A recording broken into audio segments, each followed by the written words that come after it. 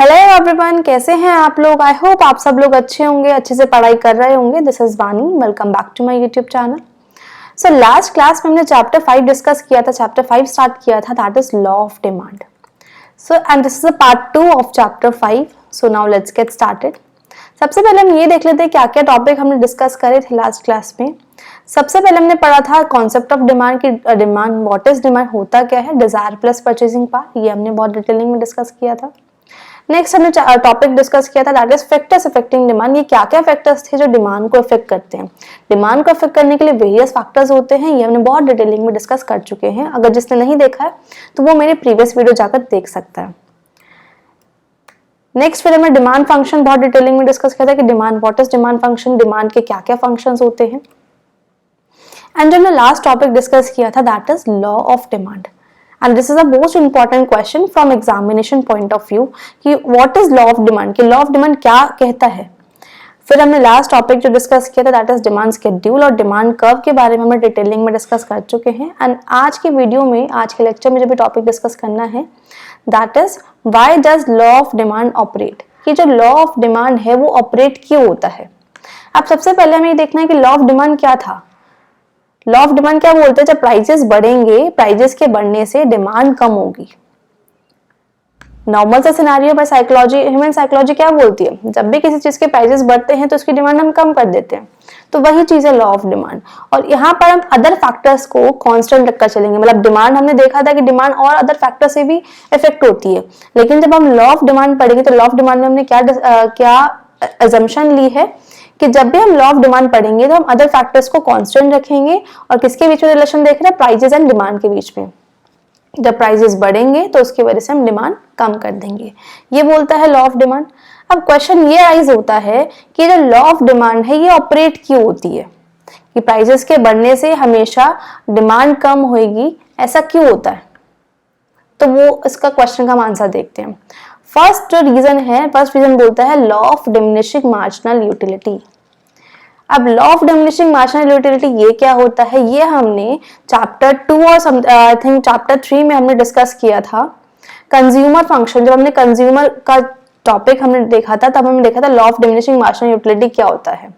Law of diminishing marginal utility क्या कहता है, जब आप ज्यादा कंज्यूम करोगे, ज्यादा कंज्यूम करने से आपकी यूटिलिटी जो है, यूटिलिटी क्या होता है, satisfaction, non satisfying power of an commodity, तो आपकी यूटिलिटी क्या होती है, कम होती चल जाती है।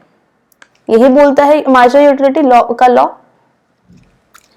तो जो फर्स्ट रीजन आया है वो रीजन क्या कहता है, law of diminishing marginal utility की वजह से जो हमारा लॉ ऑफ डिमांड है वो ऑपरेट होता है। अब इसका कैसे रीजन आया है, जब आप ज्यादा कंज्यूम करोगे, यूटिलिटी मतलब आप ज्यादा कंज्यूम करोगे तो क्या होगा, आपने ज्यादा खाया और खाया, ज्यादा खाओगे तो ये क्या होगा, यूटिलिटी कम होती चल जाएगी।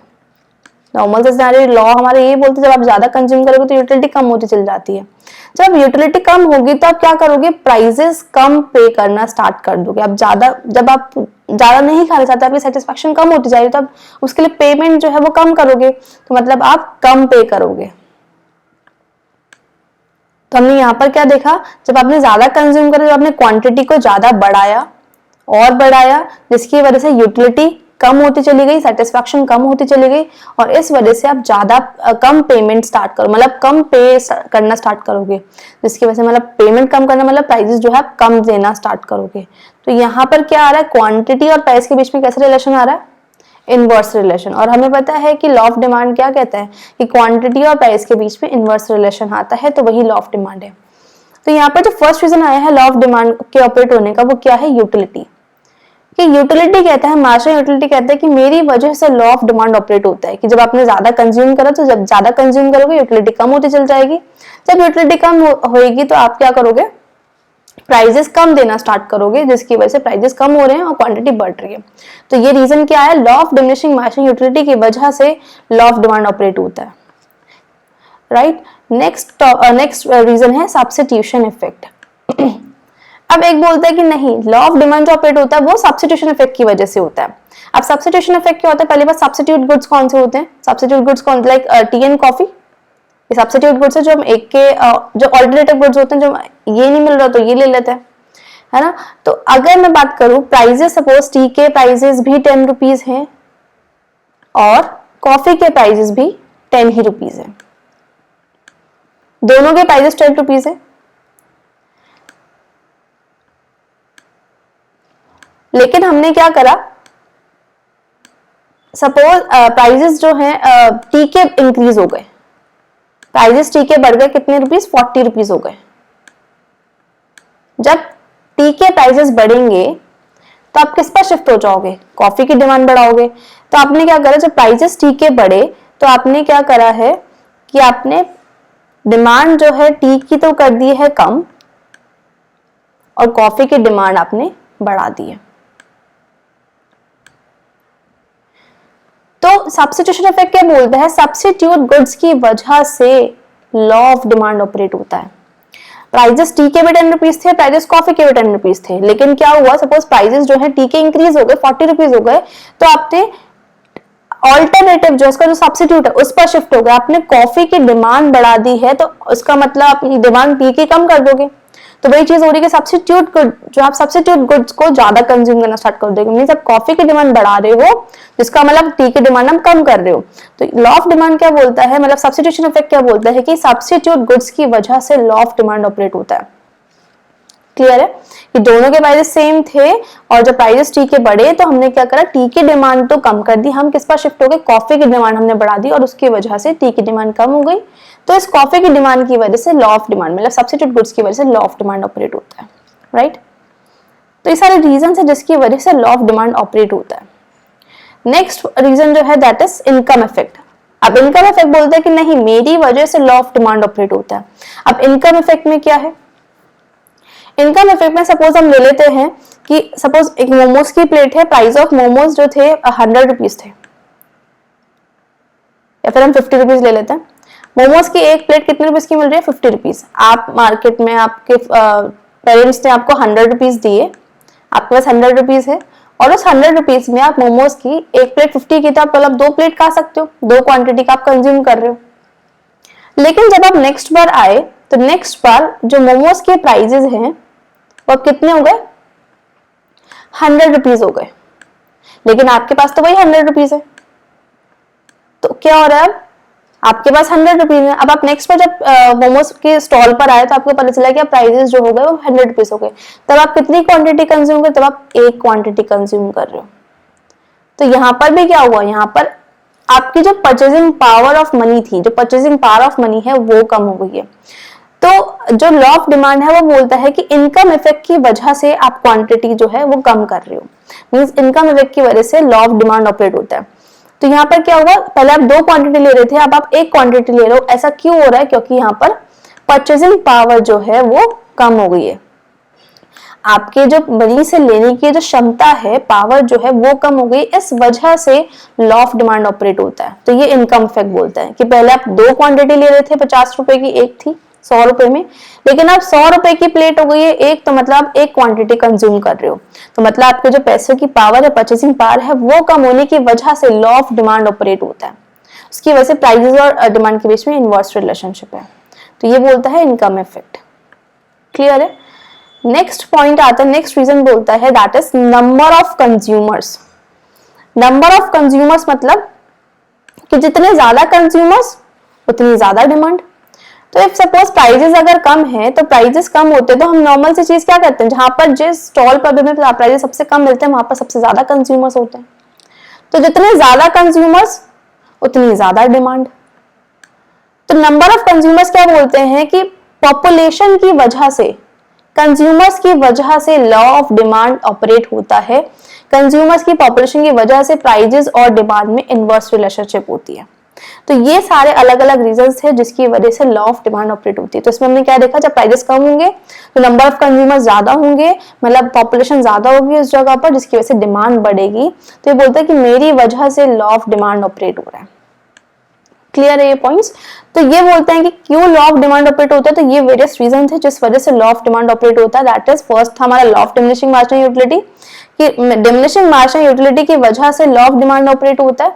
जब हमारी क्वांटिटी हम बढ़ाएंगे यूटिलिटी कम होगी, जिसकी वजह से हम प्राइसेस कम पेमेंट करना स्टार्ट करेंगे, तो क्वांटिटी बढ़ रही है प्राइसेस कम हो रहे हैं, मतलब लॉ ऑफ डिमांड ऑपरेट हो रहा है। नेक्स्ट हमारा सब्स्टिट्यूशन इफेक्ट। सब्स्टिट्यूशन इफेक्ट हमने क्या देखा कि दोनों के प्राइसेस सेम थे, लेकिन क्या हुआ जब प्राइसेस टी के बढ़े तो हमने कॉफी की डिमांड बढ़ा दी, टी की डिमांड उसके अल्टरनेटिवली कम हो रही है। तो मतलब प्राइसेस टी के बढ़े थे, डिमांड टी की कम हो रही है बिकॉज कॉफी की डिमांड हम बढ़ा रहे हैं। नेक्स्ट फिर हमने इनकम इफेक्ट देखा, मोमोज वाला एग्जांपल हमने बहुत डिटेलिंग में देखा भी। फिर हमने कंज्यूमर्स का देखा, नंबर ऑफ कंज्यूमर्स, जैसे जैसे कंज्यूमर्स बढ़ेंगे तो डिमांड बढ़ेगी, तो प्राइसेस कम हो रहे हैं, कंज्यूमर्स बढ़े और डिमांड बढ़ गई। तो इन सारे रीजंस की वजह से लॉ ऑफ डिमांड ऑपरेट होती है। क्लियर है? नेक्स्ट टॉपिक यहां पर हम डिस्कस करते हैं। नेक्स्ट टॉपिक आता है that is exceptions to the law of demand. अब जो लॉ ऑफ डिमांड हमने पढ़ा था अभी, तो उसके कुछ एक्सेप्शनल केसेस भी होते हैं। नॉर्मली लॉ ऑफ डिमांड क्या बोलते हैं, जब प्राइसेस बढ़ेंगे तो क्या होगा, डिमांड कम होगी। ये नॉर्मल था हमारा लॉ ऑफ डिमांड, यही बोलता है। लेकिन अब कुछ एक्सेप्शनल केस भी ऐसे होते हैं, उस केसेस में क्या होता है, कुछ ऐसे गुड्स भी होते हैं जिन केसेस में, उन गुड्स के केसेस में जब प्राइसेस बढ़ते हैं तो आपकी डिमांड भी इंक्रीज होती है। मतलब दोनों में कैसा रिलेशन होगा, यहाँ पर डायरेक्ट रिलेशन होगा। जब हमने लॉ ऑफ डिमांड पढ़ा था, लॉ ऑफ डिमांड में दोनों में कैसा रिलेशन होता है, इनवर्स रिलेशन होता है, लेकिन यहाँ पर कैसा रिलेशन होगा, दोनों में इनवर्स डायरेक्ट रिलेशन होगा। तो ये कुछ एक्सेप्शनल केसेस हैं जिसमें हमारे जो लॉ ऑफ डिमांड है वो ऑपरेट नहीं होता। तो क्या क्या रीजन है, क्या क्या केसेस है, कौन कौन से गुड्स ऐसे हैं जिसमें लॉ ऑफ डिमांड ऑपरेट नहीं होता। फर्स्ट आता है गिफन गुड्स। अरे गिफन गुड्स क्या होते हैं, तो गिफन गुड्स में एक सर रॉबर्ट गिफन थे, उन्होंने एक जगह पर ये देखा कि उस मतलब एक कंट्री में सिर्फ ब्रेड और मीट ही सेल होता था। तो उस कंट्री में ये माना जाता था जो लोग ब्रेड खाते हैं वो पुअर होंगे, पुअर होते हैं, और जो लोग मीट खाते हैं वो रिच हैं, वो रिच पर्सन है। मतलब रिच पर्सन मीट खा रहे हैं और जो पुअर हैं वो ब्रेड खाते हैं। लेकिन ब्रेड के प्राइजेस जो हैं वो कम होते थे, इसी वजह से वो पुअर लोग खा रहे हैं, और मीट के प्राइजेस ज्यादा होते थे। तो हुआ क्या कि ब्रेड के प्राइसेस कम होने की वजह से भी लोग ब्रेड नहीं खा रहे हैं, लोग क्या खा रहे हैं, मीट खा रहे हैं, कि हमें रिच बनना है इस वजह से। तो यहाँ पर क्या हो रहा है कि प्राइसेस ब्रेड के कम है, लेकिन लोग ब्रेड नहीं कंज्यूम कर रहे, लोग क्या कंज्यूम कर रहे हैं, मीट को कंज्यूम कर रहे हैं जिसके प्राइसेस ज्यादा है। तो यहाँ पर क्या हो रहा है, जो लॉ ऑफ डिमांड है वो ऑपरेट नहीं हो रहा है। तो यही बोला था गिफन गुड्स के केस में कि गिफन गुड्स में क्या होता है, जो प्राइसेस और डिमांड के बीच में कैसा रिलेशन होता है, डायरेक्ट रिलेशन होता है। कि हमने देखा प्राइसेस इवन ब्रेड के कम थे तब भी लोग ब्रेड नहीं कंज्यूम करेंगे, क्योंकि उन्हें पता था कि हम लोग पुअर नहीं, हमें रिच हैं तो हम मीट कंज्यूम करेंगे जिसके प्राइसेस बल्कि ज्यादा हैं। तो यहाँ पर क्या हुआ, दोनों के बीच में डायरेक्ट रिलेशन निकल कर आया कि प्राइसेस अगर बढ़ेंगे तो हम उसकी ही डिमांड बढ़ाएंगे। दोनों में कैसा रिलेशन है, डायरेक्ट रिलेशन है। इस वजह से यहाँ पर लॉ ऑफ डिमांड ऑपरेट नहीं होता, ये कुछ एक्सेप्शनल केसेस आते हैं। क्लियर है? गिफन गुड्स कौन से गुड्स होते हैं। नेक्स्ट एक गुड्स होते हैं conspicuous goods, snob goods, Veblen goods. ये सब का एक मतलब सेम ही नाम है। ये सारे जो गुड्स होते हैं वो सोशल स्टेटस सिंबल गुड्स होते हैं, मतलब जिनका सोसाइटी में बहुत सोशल स्टेटस होता है। फॉर एग्जांपल डायमंड या फिर आईफोन हम बोल सकते हैं। तो डायमंड, आईफोन, ये सारे गुड्स जो बहुत महंगे गुड्स, जो लग्जरियस गुड्स होते हैं, उन सब के गुड्स की बात हो रही है। तो ये आपसे पूछ लेंगे कॉन्स्पिशियस गुड्स कौन से होते हैं, जो लग्जरियस गुड्स होते हैं। तो उन गुड्स के केसेस में भी क्या होता है, प्राइसेस और डिमांड के बीच में डायरेक्ट रिलेशन होता है। तो अगर कोई एक रिच पर्सन है तो वो क्या करेगा, डायमंड जितना महंगा होगा लोग उतना ही मतलब डायमंड के प्राइस जितना महंगे होंगे लोग उसकी ज्यादा डिमांड करेंगे, जो रिच पर्सन होंगे, क्योंकि उन्हें सोसाइटी में सोशल स्टेटस दिखाना है। ऐसे में आईफोन ले लेते हैं, जितना महंगा आईफोन, लोग महंगे आईफोन भी निकल रहे, लॉन्च हो रहे, लेकिन लोगों की डिमांड पहले से ही मतलब प्री ऑर्डर बुकिंग हो रखी है। तो इसमें क्या हो रहा है, इस वाले केसेस में भी जो लॉ ऑफ डिमांड है हमारा वो ऑपरेट नहीं हो रहा है। ये प्राइसेस के बढ़ने से यहाँ पर क्या हो रहा है, डिमांड बढ़ रही है। तो ये कुछ ऐसे गुड्स होते हैं जिसमें लॉ ऑफ डिमांड ऑपरेट नहीं होता। तो जो सोशल स्टेटस सिंबल्स दिखाते हैं, फॉर एग्जांपल डायमंड हो गया है और हमारा क्या कहते हैं आईफोन्स वगैरह हो गए, तो यहाँ पर क्या होता है, डायरेक्ट रिलेशन होती है बिटवीन प्राइसेस एंड डिमांड के बीच में, राइट। नेक्स्ट जो केस आता है, नेक्स्ट गुड आते हैं emergency goods. Emergency goods for example medicine. अब मेडिसिन जो होंगे उसमें भी हमारा लॉ ऑफ डिमांड ऑपरेट नहीं होगा। ऐसे तो नहीं है कि अगर प्राइजेस बढ़ेंगे तो हम डिमांड कम करेंगे, ऐसा होता है मेडिसिन के केस में, जितनी हमें मेडिसिन खानी है तो खानी ही है। या फिर प्राइजेस कम होंगे तो हम डिमांड ज्यादा करेंगे कि हम ज्यादा मेडिसिन खाएंगे, ऐसा भी नहीं होता। तो इमरजेंसी गुड्स के केसेस में जो डिमांड है वो कांस्टेंट रहती है। यहाँ पर जो कर्व बनकर आएगा हमारा, सपोज यहाँ पर क्वांटिटी डिमांड हम यहाँ पर लेंगे एक्स एक्सिस पर और वाई एक्सिस पर प्राइजेस हमने लिया है, तो प्राइजेस चाहे कितने ही हो जाए 10, 20, 30 कितने भी बढ़ जाए, लेकिन डिमांड अगर हमारी 30 है तो डिमांड 30 ही रहेगी। तो इस केस में जो कर्व होगा हमारा पैरेलल टू वाई एक्सिस होगा। जो हमने स्टार्टिंग के दो केसेस पढ़े हैं, इन केसेस में जो हमारा डिमांड कर्व बनेगा वो कैसा बनेगा, अपवर्ड स्लोपिंग। नॉर्मली हमारा डिमांड कर्व कैसा होता है, डाउनवर्ड स्लोपिंग होता है, लेकिन इन केसेस में क्या होगा, अपवर्ड स्लोपिंग होगा। क्यों? क्योंकि अगर प्राइसेस बढ़ेंगे तो हमारी डिमांड भी बढ़ेगी, प्राइसेस बढ़े तो डिमांड भी बढ़ रही है। तो ये कैसा था, हमारा अपवर्ड स्लोपिंग डिमांड कर्व बनता है। लेकिन इमरजेंसी गुड केसेस में कैसा जा रहा है हमारा डिमांड कर्व, कांस्टेंट जा रहा है पैरेलल टू वाई एक्सिस। तो इस केस में डिमांड कैसी रहेगी, कांस्टेंट रहेगी।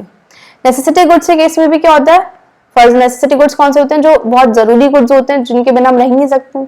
फॉर एग्जाम्पल सॉल्ट, सॉल्ट के बिना हम नहीं रह सकते, सॉल्ट तो हमें जरूरी है, चाहिए ही चाहिए। तो इस केस में भी क्या होता है, हमारा जो डिमांड कर्व है उसकी demand do not change, demand change नहीं होती उस केस में भी। प्राइसेस अगर बढ़े या फिर प्राइसेस कम होए, डिमांड का कोई इफेक्ट नहीं पड़ेगा, डिमांड हमारी कैसी रहेगी, कांस्टेंट रहेगी। इस केस में भी जो डिमांड कर्व होता है वो पैरेलल होता है, parallel to Y axis. Next आता है हैबिचुअल गुड्स। अब कुछ हैबिचुअल गुड्स जो हैबिट होती है लोगों की, फॉर एग्जाम्पल अल्कोहल। अब जिसको हैबिट है कि उसको अल्कोहल पीनी है तो उसको कोई फर्क ही नहीं पड़ता कि प्राइसेस बढ़ रहे हैं फिर प्राइसेस कम हो रहे हैं, उनको तो अल्कोहल कंज्यूम करनी ही करनी है। या फिर सिगरेट्स हम ले लें, तो इस केस में भी क्या होता है, इस केस में भी हमारा जो लॉ ऑफ डिमांड है वो ऑपरेट नहीं होता है। ऐसा नहीं होता कि प्राइसेस बढ़ेंगे तो वो डिमांड कम कर देगा या फिर प्राइसेस कम होंगे तो डिमांड बढ़ा देगा। जिसको हैबिचुअल है इस चीज की, वो उसको डिमांड को देखना ही नहीं है, वो डिमांड अपनी कैसे रखता है, कांस्टेंट ही रखते हैं। तो हैबिचुअल गुड्स के केसेस में भी डिमांड चेंज नहीं होती, डिमांड कैसी होती है, कांस्टेंट होती है, पैरेलल टू वाई एक्सिस होती है। सो ये सारे केसेस थे, कुछ ये सारे गुड्स थे जो कि एक्सेप्शंस है लॉ ऑफ डिमांड के। इन सारे गुड्स में हमारा जो लॉ ऑफ डिमांड है वो ऑपरेट नहीं होता है। सो क्लियर है ये पूरा topic. So now let's discuss next topic,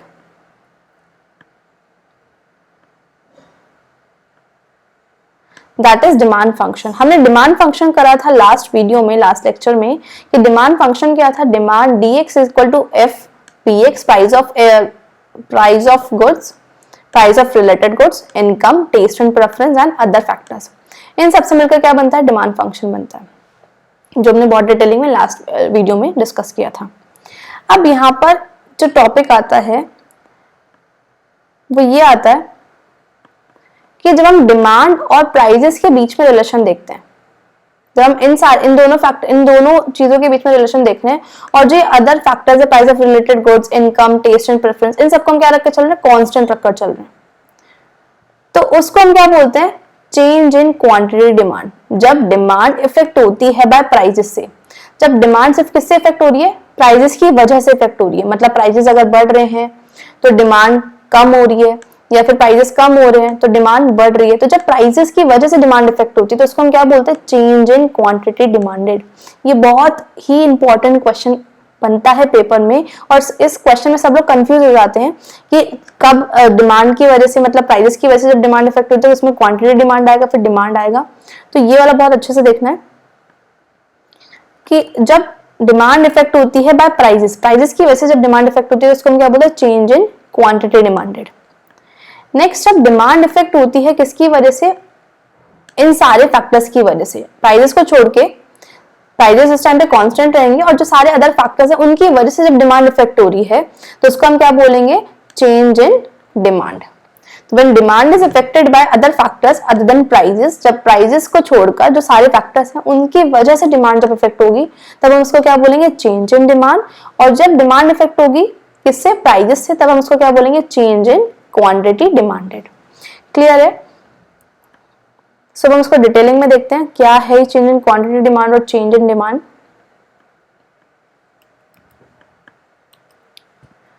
तो फर्स्ट हम देखते हैं change in quantity demanded. Change in quantity demand में हमने क्या देखा, जब डिमांड इफेक्ट होगी प्राइजेस की वजह से तब हम उसको क्या बोलते हैं, चेंज इन क्वांटिटी डिमांडेड।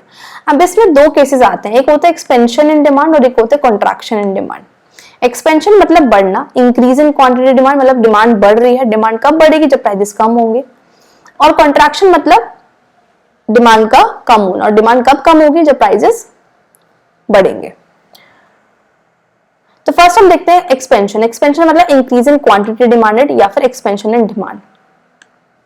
तो एक्सपेंशन कब होगा डिमांड का, क्या रीजन है, डिमांड कब बढ़ेगी, जब प्राइजेस फॉल होंगी। तो फॉल इन प्राइजेस, जब प्राइजेस कम होंगे तब डिमांड हमारी एक्सपेंड होगी, डिमांड बढ़ेगी। यहाँ पर मैंने एग्जांपल भी लिया है, जब प्राइजेस 5 थे तो डिमांड कितनी थी, 200 थी। अब प्राइजेस हो गए कम तो डिमांड बढ़ गई। तो यहाँ पे क्या हो रहा है, डिमांड बढ़ती हुई हमें दिख रही है, तो एक्सपेंशन हो रहा है। तो अगर मैं इसको डिमांड कर्व को दिखाऊंगी, शो करूंगी, तो एक्स एक्सिस पर हमने लिया है quantity demanded and Y axis पर हमने लिया है प्राइसेस। जब डिमांड P1 थी, डिमांड जब 5 थी, तो क्वांटिटी डिमांड हमारी कितनी थी, यहां पर हम लेते हैं, जब प्राइजेस 5 थे तो डिमांड कितनी थी, 200 थी। अब प्राइजेस हो गए 4, डिमांड हो गई है 300, तो डिमांड बढ़ रही है। तो पहले हम इस पॉइंट पर थे और अब हम इस पॉइंट पर आ रहे हैं, तो एरो जो जा रहा है हमारा नीचे की तरफ जा रहा है, तो इसको हम क्या बोले, डिमांड बढ़ रही है, तो मतलब एक्सपेंशन वाला केस है।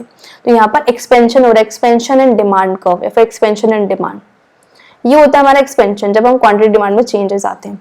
तो यहाँ पर क्या हो रहा है, इस केस में हम डिमांड कर्व को शिफ्ट तो नहीं कर रहे हैं, डिमांड कर्व हमारा ना तो आगे की तरफ शिफ्ट हो रहा है ना पीछे की तरफ शिफ्ट हो रहा है, लेकिन इसके पॉइंट चेंज हो रहे हैं, उसी डिमांड का पॉइंट चेंज हो रहे हैं उसी कर्व के ऊपर। तो पहले ए पॉइंट पर थे, अब हम बी पॉइंट पर आ रहे हैं, तो इसी को हमने क्या बोला है, movement along a demand curve.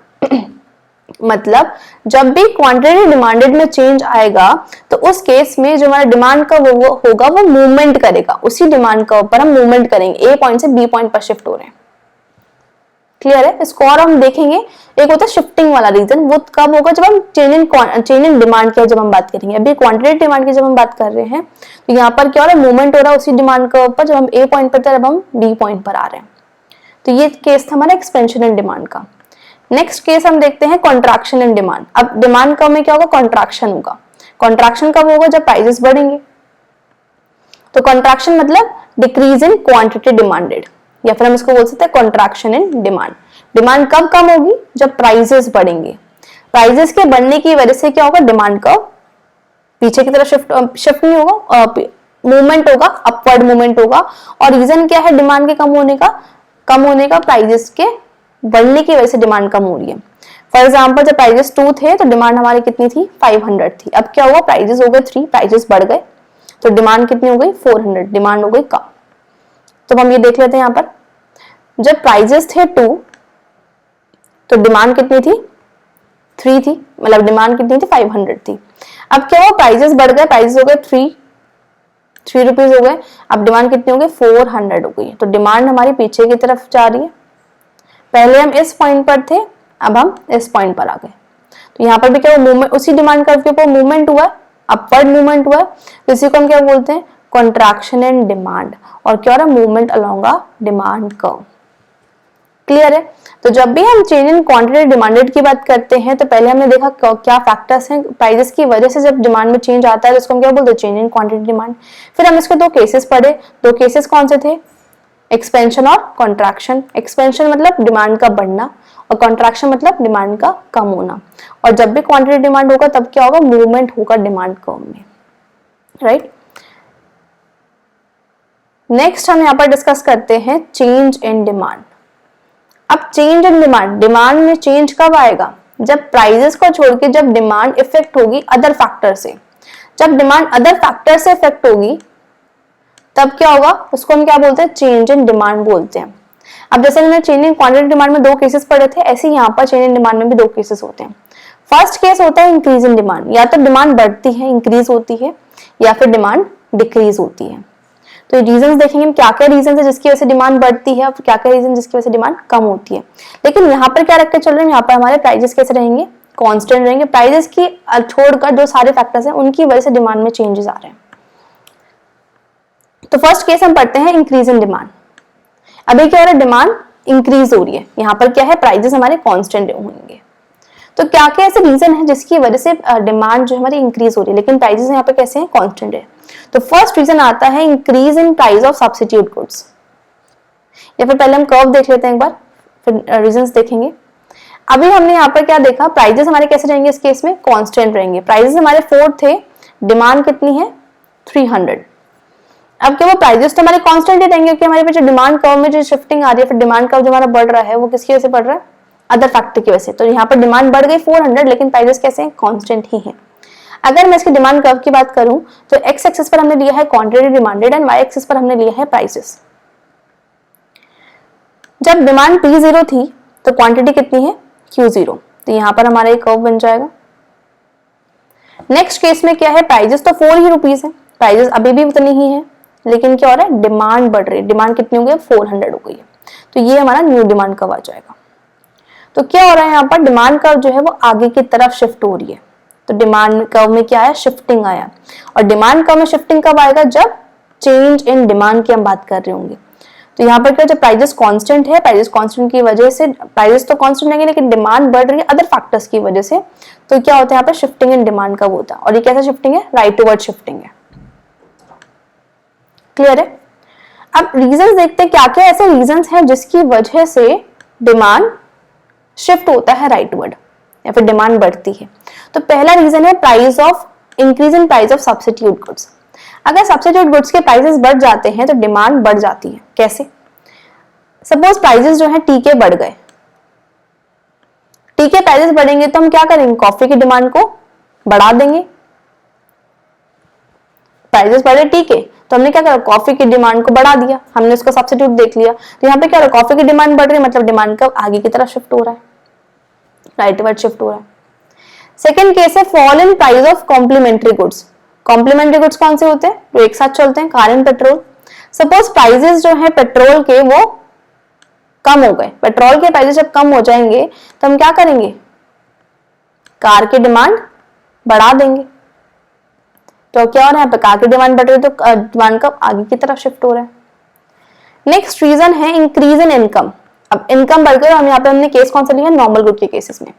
जब आपकी इनकम बढ़ेगी तो नॉर्मल गुड्स, अगर जब आपकी इनकम बढ़ेगी तब क्या करोगे, ज्यादा कंज्यूम करोगे। नॉर्मल गुड्स की अगर मैं बात करूं तो आप ज्यादा कंज्यूम करोगे, ज्यादा गुड्स लोगे, तो मतलब ज्यादा डिमांड करोगे, तो डिमांड बढ़ रही है नॉर्मल गुड्स के केस में जब आपकी इनकम बढ़ रही है, तो तब भी हमारा डिमांड कब आगे की तरफ शिफ्ट हो रहा है। या फिर क्या हो रहा है, फॉल इन इनकम, आपकी इनकम कम हो गई लेकिन कौन से गुड्स की बात कर रहे हैं हम, इंफीरियर गुड्स की बात कर रहे हैं। जब आपकी इनकम कम होगी तो हमने पढ़ा था फैक्टर्स में, फैक्टर्स अफेक्टिंग जो डिमांड हमने डिस्कस किया था उसमें पढ़ा था हमने कि जब इनकम कम होगी तो हम इंफीरियर गुड्स की डिमांड क्या करते हैं, बढ़ा देते हैं। और हमने ये भी देखा था कि what is inferior goods, inferior goods कौन सी होते हैं, जिसको नहीं देखा वो लास्ट लेक्चर में बहुत अच्छे से देख सकते हैं। तो यहाँ पर क्या हुआ, जब आपकी इनकम कम हुई तो क्या हुआ, इंफीरियर गुड्स की आपने डिमांड बढ़ा दी। वो हमने देखा था black and white TV, black and white TV हमने ज्यादा कंज्यूम करना स्टार्ट कर दिया और एलईडी टीवी हमने कम कर दिया। जब आपकी इनकम बढ़ी तो इंफीरियर गुड्स की डिमांड बढ़ा रहे हैं, मतलब डिमांड कब आगे की तरफ शिफ्ट हो रहा है। सेकेंड केस है फेवरेबल टेस्ट, जिसको आप ज्यादा फेवर करते हो, उसका आप ज्यादा प्रेफरेंस करते हो, फेवरेबल टेस्ट एंड प्रेफरेंस, उसकी आप डिमांड ज्यादा करोगे, तो वो क्या हो रहा है, डिमांड कब आगे की तरफ शिफ्ट हो रहा है। तो ये कुछ ऐसे रीजंस होते हैं जिनकी वजह से डिमांड इंक्रीज होती है अदर देन प्राइजेस। प्राइजेस का यहाँ पे इफेक्ट नहीं देख रहे हैं, यहाँ पे किसका इफेक्ट देख रहे हैं, इन सारे रीजंस का, अदर फैक्टर्स का इफेक्ट देख रहे हैं, जिसकी वजह से क्या हो रहा है, प्राइजेस डिमांड इंक्रीज हो रही है। और इस केस में जो डिमांड कब है हमारा, राइटवर्ड शिफ्ट हो रहा है। क्लियर है। नेक्स्ट टॉपिक हम यहाँ पर डिस्कस करते हैं, that is decrease in demand. अब क्या होगा, यहाँ पर डिमांड डिक्रीज होगी। अब डिमांड डिक्रीज होने के क्या रीजन है, यहाँ पर भी क्या होगा, प्राइजेस तो कांस्टेंट रहेंगे लेकिन डिमांड कैसी हो रही है, हमारी डिक्रीज हो रही है। तो क्या क्या ऐसे रीजन है जिसकी वजह से डिमांड कम हो रहा है या फिर डिमांड कम हो रही है। तो पहले एग्जांपल हम देखते हैं, प्राइजेस थे 2, डिमांड थी 500। अब क्या हुआ, प्राइजेस हो गए कम, मतलब सॉरी प्राइजेस कम नहीं है, प्राइजेस तो रहेंगे हमारे कांस्टेंट लेकिन डिमांड क्या हो रही है, डिमांड कम हो रही है, डिमांड हमारी 400 हो गई। तो यहाँ पर हम कर्व में देखते हैं, y एक्सिस पर हमने लिया है प्राइजेस और x एक्सिस पर हमने लिया है क्वांटिटी। जब प्राइजेस थे P1 तो क्वांटिटी थी Q1 दैट इज 500। अब क्या हुआ, प्राइजेस तो वही कांस्टेंट ही है, 2 ही रुपीस है, लेकिन डिमांड हमारी क्या हो रही है, कम हो रही है, डिमांड हो गई 400। तो पहले डिमांड का ये था और अब डिमांड का हमारा लेफ्टवर्ड शिफ्ट हो गया। तो यहाँ पर जो डिमांड कम हो रहा है वो लेफ्टवर्ड शिफ्ट हो रहा है, मतलब डिमांड जो है वो डिक्रीज हो रही है। तो क्या ऐसे रीजंस हैं जिसकी वजह से डिमांड डिक्रीज हो रही है? तो यहाँ पर कर्व कैसे शिफ्ट हुआ? लेफ्टवर्ड शिफ्ट हुआ। अब हम डिस्कस करते हैं रीजंस क्या थे जिसकी वजह से डिमांड कम हो रही है। तो फर्स्ट रीजन आता है fall in price of substitute goods. ये जो सब्स्टिट्यूट गुड्स हैं उनके प्राइजेस कम हो रहे हैं। जस्ट अपोजिट है, जो हमने इंक्रीज इन डिमांड के रीजंस पढ़े थे उसके ही अपोजिट हमारे डिक्रीज इन डिमांड के रीजंस होंगे। तो फर्स्ट केस आता है fall in price of substitute goods. Substitute goods के प्राइजेस कम हो रहे हैं, मतलब जब प्राइजेस थे टी के प्राइजेस जब कम हुए तो हमने क्या करा, जो टी को कंज्यूम करता होगा वो क्या करेगा, टी की डिमांड को ही बढ़ाएगा, और जो सब्स्टिट्यूट गुड है कॉफी की डिमांड को कर देगा कम। जब टी के प्राइजेस बढ़े या फिर टी के प्राइजेस कम हुए, सॉरी जब टी के प्राइजेस कम हुए तो हमने क्या करा, कॉफी की डिमांड को कम कर दिया। हम यहाँ पर क्या लेंगे, टी की डिमांड बढ़ाएंगे, लेकिन उसके जो सब्स्टिट्यूट है उसकी डिमांड हम कम कर रहे हैं, मतलब कॉफी की डिमांड कम कर रहे हैं। जब सब्स्टिट्यूट गुड की हमने डिमांड कम कर दी तो डिमांड का कैसा शिफ्ट हो जाएगा, लेफ्टवर्ड शिफ्ट हो जाएगा। क्लियर। नेक्स्ट आता है rise in price of complementary goods. अब क्या हो रहा है, कॉम्प्लीमेंट्री गुड्स के प्राइसेस बढ़ रहे हैं। जब पेट्रोल के प्राइसेस बढ़ेंगे तो हम क्या करेंगे, कार की डिमांड कम कर देंगे। तो मैंने कार की डिमांड कम कर दी तो जो डिमांड कम है वो कैसा हो गया, लेफ्टवर्ड शिफ्ट हो जाएगा। राइट। नेक्स्ट है डिक्रीज इन इनकम। अब क्या हो रहा है, इनकम कम हो रही है, और कौन सा केस है, नॉर्मल गुड का केस है। नॉर्मल सा सिनेरियो है, जब आपकी इनकम कम होगी तो आप क्या करोगे, डिमांड कम करोगे। जब डिमांड कम करोगे तो डिमांड का हमारा कैसे हो जाएगा, लेफ्टवर्ड शिफ्ट हो जाएगा। और ये कौन सा केस हम ले रहे हैं, नॉर्मल गुड का केस ले रहे हैं। नेक्स्ट हमने यहाँ पर लिया है इंक्रीज इन इनकम। अब इनकम बढ़ रही है लेकिन आपका जो केस है वो कौन सा है, इंफीरियर गुड्स का केस है। हमने पढ़ा था बहुत अच्छे से कि इनकम और इंफीरियर गुड्स में इनवर्स रिलेशन होता है। तो जब आपकी इनकम बढ़ी तो आप इंफीरियर गुड्स नहीं लोगे, आप वो ब्लैक एंड व्हाइट टीवी नहीं लोगे, आप कौन सा टीवी लोगे, एलईडी टीवी लोगे। तो जब आपकी इनकम बढ़ेगी तो आप इंफीरियर गुड की डिमांड कम कर दोगे। तो जब इंफीरियर गुड की डिमांड कम होगी तो आपका जो डिमांड कम है वो लेफ्टवर्ड शिफ्ट हो जाएगा। तो ये एक रीजन बनता है। फिफ्थ रीजन और लास्ट रीजन आता है अनफेवरेबल टेस्ट एंड प्रेफरेंस। जिसको आप ज्यादा फेवर नहीं करते, जिसको आपको ज्यादा अच्छा फेवरेबल टेस्ट एंड प्रेफरेंस नहीं है, उसकी डिमांड आप नॉर्मली क्या करोगे, कम करोगे। तो इस केस में भी डिमांड का हमारा कैसे शिफ्ट हो रहा है, लेफ्टवर्ड शिफ्ट हो रहा है। तो ये कुछ रीजंस थे जिसकी वजह से डिमांड का हमारा लेफ्टवर्ड शिफ्ट होता है। सो ये चैप्टर हमारा पूरा कंप्लीट हो चुका है, और नेक्स्ट वीडियो में हम चैप्टर 6 स्टार्ट करेंगे। So thank you. Thanks for watching. Do like and subscribe.